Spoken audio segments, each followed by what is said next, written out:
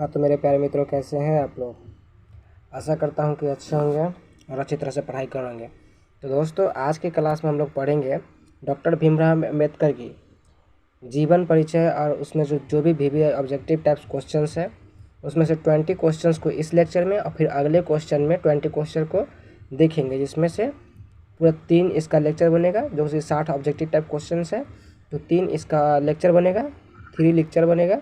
और उसको देख लेने के बाद आपका मेरा विश्वास है कि आप लोग अगर उस वीडियो को देख लेंगे, तीनों को देख लीजिएगा, तो मेरा मानना है कि आपका 10th बोर्ड या 12th बोर्ड में 10th या 12th बोर्ड एग्ज़ाम में आपका इससे रिलेटेड क्वेश्चन एक भी नहीं छूटेगा। इससे रिलेटेड क्वेश्चन आपका एक भी नहीं छूटेगा। तो चलिए क्लास को शुरू करते हैं। पहला क्वेश्चन कह रहा है भीमराव अम्बेडकर की मृत्यु कब हुई थी। आप लोग जैसा कि देख रहे हैं, पहला क्वेश्चन क्या कर रहा है मित्रों कि भीमराव अम्बेडकर की जो मृत्यु हुई कब हुई थी, दिसंबर 1956। याद रखेगा, और ये सभी एग्जाम के लिए इंपॉर्टेंट है, ठीक है। ये VBI नहीं, MCQ क्वेश्चन है, ठीक है। याद रखेगा, MCQ क्वेश्चन है। आप किसी भी कॉम्पिटिटिव एग्जाम की भी तैयारी कर रहे हैं तो ये वीडियो आपके लिए मोस्ट इंपॉर्टेंट है, क्योंकि ये जानकारी के लिए ज़रूरी है। तो पहला क्वेश्चन क्या कर रहा है,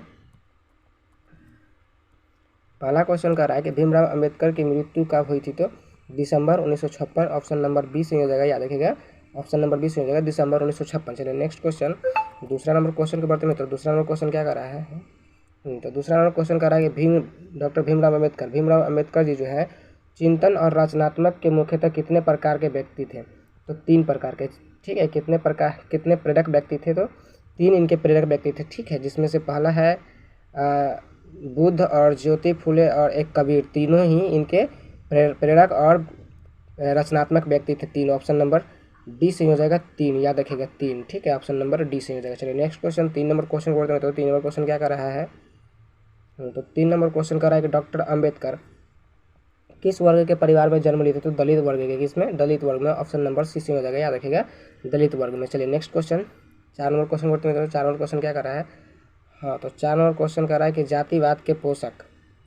जातिवाद को पोषकों द्वारा श्रम विभाजन किसका दूसरा रूप माना जाता था। तो जाति प्रथा का। याद रखिएगा, ऑप्शन नंबर 20 से हो जाएगा, जाति प्रथा का, ठीक है। जाति प्रथा का कह रहा है जातिवाद के पोषकों द्वारा श्रम विभाजन किसका दूसरा रूप माना जाता था। तो जाति प्रथा का, ठीक है, जाति प्रथा का। चलिए नेक्स्ट क्वेश्चन, 5 नंबर क्वेश्चन वर्त में। 5 नंबर क्वेश्चन क्या कर रहा है, तो 5 नंबर क्वेश्चन कर रहा है कि श्रम विभाजन और जाति प्रथा पाठ बाबा साहब के किस भाषण का संपादित अंश है। तो annihilation of caste, option number C से हो जाएगा, एनिहिलेशन ऑफ कास्ट, ठीक है। श्रम विभाजन और जाति प्रथा पाठ बाबा साहब के किस भाषण संपादित का अंश है। तो एनिहिलेशन ऑफ कास्ट। याद रखेगा, ऑप्शन नंबर सी से हो जाएगा। चलिए नेक्स्ट क्वेश्चन, 6 नंबर क्वेश्चन बढ़ते मित्रों।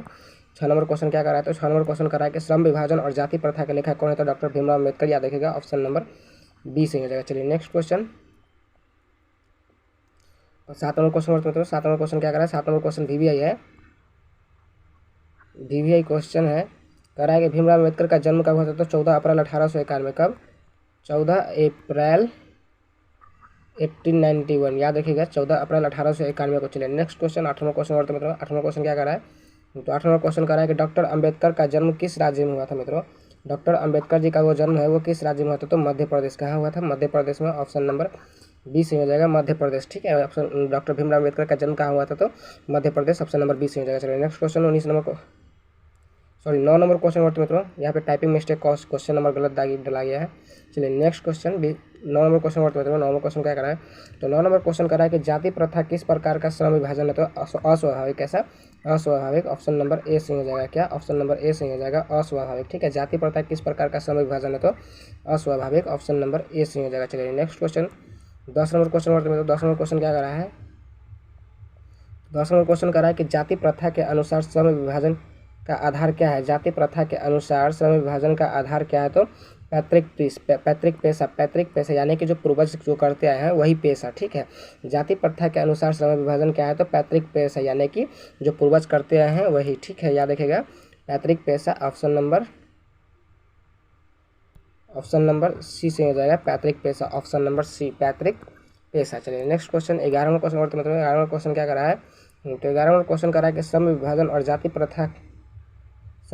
और जाति प्रथा शीर्षक द्वारा हिंदी रूपांतरण किसका किया। तो ललाई सिंह यादव ने किया था। किसने किया था, ललाई सिंह यादव। श्रम विभाजन और जाति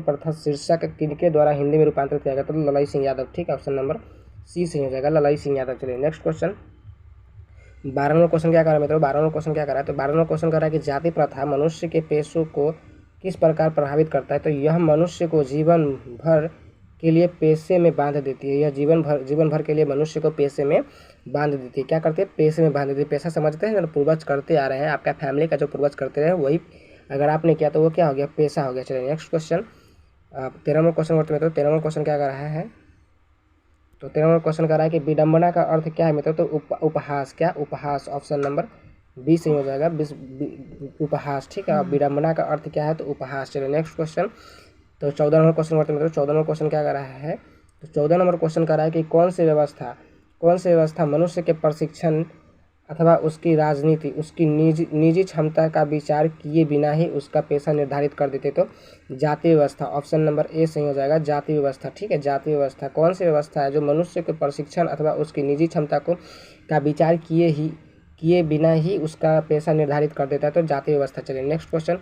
15वां क्वेश्चन करते हैं। तो 15वां क्वेश्चन क्या कर रहा है, तो 15वां क्वेश्चन कर रहा है कि आधुनिक मनु कहा गया है किसको, तो डॉक्टर भीमराव अम्बेडकर को। किसको, आधुनिक मनु किसे कहा गया है, तो डॉक्टर भीमराव अम्बेडकर को। ऑप्शन नंबर डी से हो जाएगा, आधुनिक मनु किसे कहा गया, तो डॉक्टर भीमराव अम्बेडकर को। चलिए नेक्स्ट क्वेश्चन, 16वां क्वेश्चन करते हैं। तो 16वां क्वेश्चन क्या कर रहा है, तो 16वां क्वेश्चन कह रहा है कि संचारित का शाब्दिक अर्थ क्या है। संचारित का शाब्दिक अर्थ क्या है, तो प्रवाहित। क्या, प्रवाहित। ठीक है, ऑप्शन नंबर सी से हो जाएगा, प्रवाहित। ऑप्शन नंबर सी से हो जाएगा, प्रवाहित। चलिए नेक्स्ट क्वेश्चन, 17वां क्वेश्चन करते हैं। तो 17वां क्वेश्चन क्या कर रहा है, तो 17वां क्वेश्चन कर रहा है कि लेखक की दृष्टि में विडम्बना की बात क्या है। लेखक की दृष्टि में विडम्बना की बात क्या है, तो जातिवाद के पोषकों में कमी। जातिवाद के पोषकों की कमी। ऑप्शन नंबर ए सही हो जाएगा, जातिवाद में पोषकों की कमी। ठीक है, जातिवाद में पोषकों की कमी। ऑप्शन नंबर ए सही हो जाएगा। चलिए नेक्स्ट क्वेश्चन, 18वां क्वेश्चन करते हैं। 18वां क्वेश्चन क्या कर रहा है, तो 18वां क्वेश्चन कर रहा है कि लेखक की दृष्टि में आदर्श समाज कैसा होना चाहिए, तो जिसमें स्वतंत्रता, समता और भातृत्व का भाव हो। ठीक है, लेखक की दृष्टि यानी कि बाबा साहब भीमराव अम्बेडकर की दृष्टि से आदर्श समाज कैसा होना चाहिए, तो जिसमें स्वतंत्रता, समता और भातृत्व का भाव हो। ऑप्शन नंबर ए सही हो जाएगा, जिसमें स्वतंत्रता, समता और भातृत्व का भाव हो। चलिए नेक्स्ट क्वेश्चन, 19 नंबर क्वेश्चन करते हैं। तो 19 नंबर क्वेश्चन क्या कर रहा है, तो 19 नंबर क्वेश्चन कर रहा है कि लेखक बेरोजगारी का प्रमुख कारण और प्रत्यक्ष कारण किसे मानते हैं। लेखक बेरोजगारी का प्रमुख और प्रत्यक्ष कारण किसे मानते हैं, तो जाति प्रथा को। किसे मानते हैं, जाति प्रथा को। ऑप्शन नंबर सी सही हो जाएगा, जाति प्रथा को। यानी कि बाबा साहब भीमराव अम्बेडकर जी जो है वो बेरोजगारी का प्रमुख और प्रत्यक्ष कारण किसे मानते हैं, तो जाति प्रथा को। चलिए नेक्स्ट क्वेश्चन और लास्ट क्वेश्चन, 20 नंबर क्वेश्चन और मतलब 20 नंबर क्वेश्चन क्या कर रहा है, तो 20 नंबर क्वेश्चन कर रहा है कि डॉक्टर भीमराव अम्बेडकर का जन्म कहाँ हुआ था, तो Mhow Madhya Pradesh. Option number A सही हो जाएगा। और ये वीवीआई क्वेश्चन है, कह रहा है कि डॉक्टर भीमराव अम्बेडकर का जन्म कहाँ हुआ था, तो महू मध्य प्रदेश। ठीक है, याद रखिएगा, महू मध्य प्रदेश। डॉक्टर भीमराव अम्बेडकर का जन्म कहाँ हुआ था, तो Mhow Madhya Pradesh. Option number A सही हो जाएगा। ठीक है, याद रखिएगा, ऑप्शन नंबर ए सही हो जाएगा, महू मध्य प्रदेश। चलिए सेशन को यहीं पे ख़त्म करते हैं। और यह क्लास अगर आपको अच्छा लगा है तो वीडियो को लाइक कीजिए, चैनल को सब्सक्राइब कीजिए, ताकि आने वाला सभी वीडियो का नोटिफिकेशन सबसे पहले और आपको मिले। मिलते हैं नेक्स्ट वीडियो में, तब तक के लिए जय हिंद, जय भारत दोस्तों। Lecture number 2 next day.